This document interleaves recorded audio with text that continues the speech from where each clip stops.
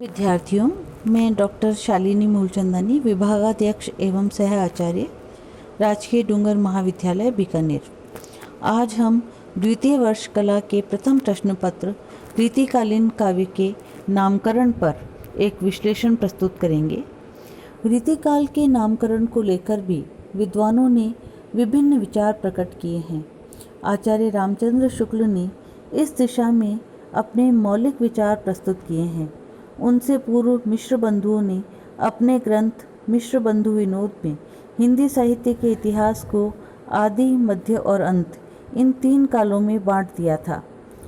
इस विभाजन में काल का विभाजन तो है ही, किंतु नामकरण के पीछे कोई दर्शन नहीं दिखाई देता।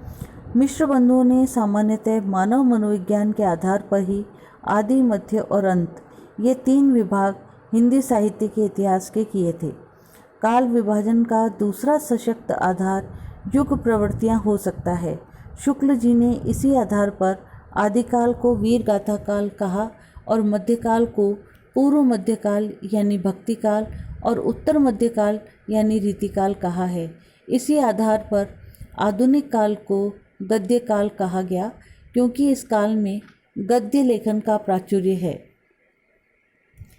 कई बार साहित्य के इतिहास का नामकरण किसी कृति, कृतिकार, पद्धति या विषय के आधार पर भी कर दिया जाता है, जैसे भारतेंदु युग, प्रेमचंद युग, छायावादी काल, प्रयोगवादी काल आदि। रीतिकाल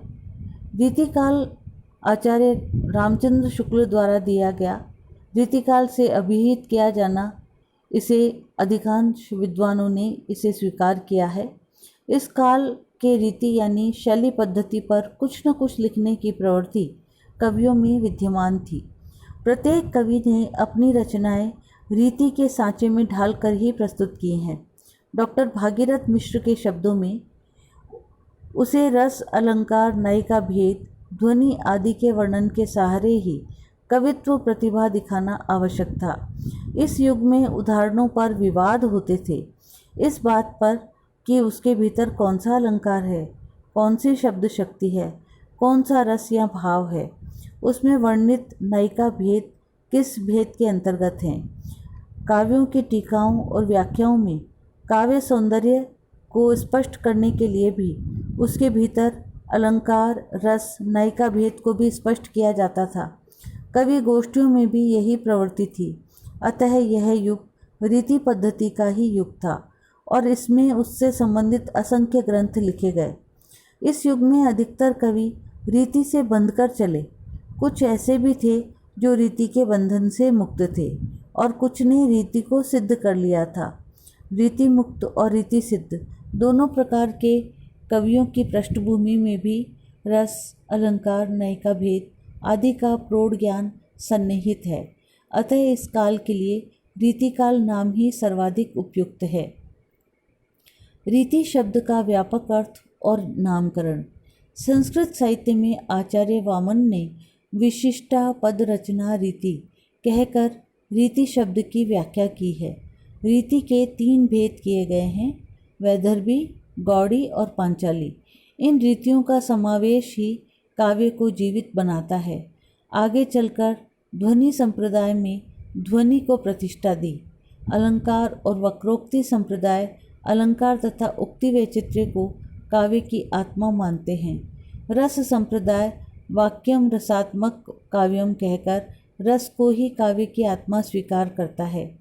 रीति शब्द रस की उपकारक शक्ति मात्र करार दी गई।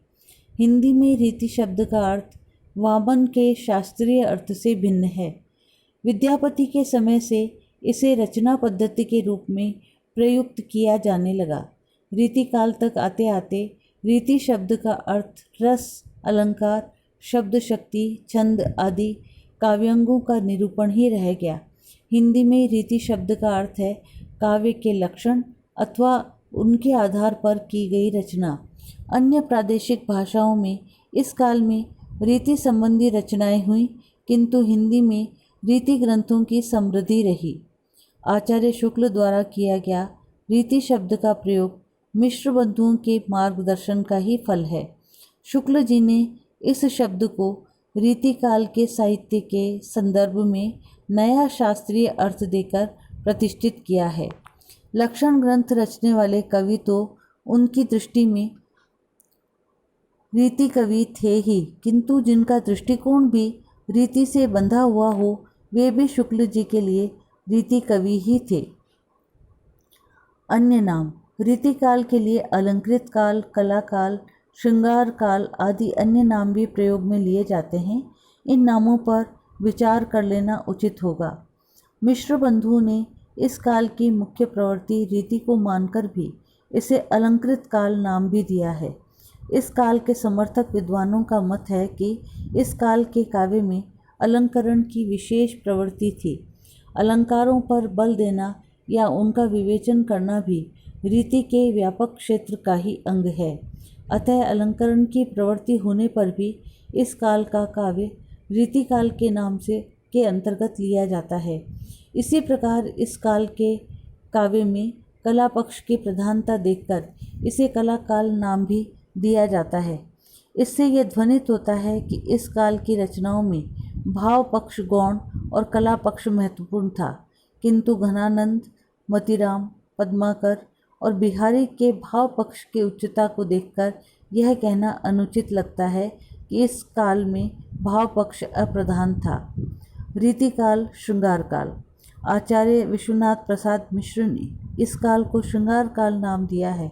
उनका तर्क है कि इस काल के कवियों ने चाहे लक्षण ग्रंथ लिखे हों या केवल नायिका भेद या मन की मौज से कुछ भी लिखा हो, उसमें श्रृंगार की ही मुख्य प्रवृत्ति रही है। इसका स्पष्टीकरण इतना ही करना है कि इन रीति कवियों ने केवल श्रृंगार रस के अंग उपांगों का शास्त्रीय निरूपण ही नहीं किया, अन्य रसों के भी लक्षण उदाहरण दिए हैं। इस काल के रीतिबद्ध, रीति सिद्ध और रीति मुक्त कवियों ने रीति को एक पद्धति के रूप में स्वीकार किया था और उसी को केंद्र मानकर अपनी रचनाएं प्रस्तुत की थी। श्रृंगार के अतिरिक्त वीर भाव का भी प्रदर्शन इस काल में यथेष्ट हुआ।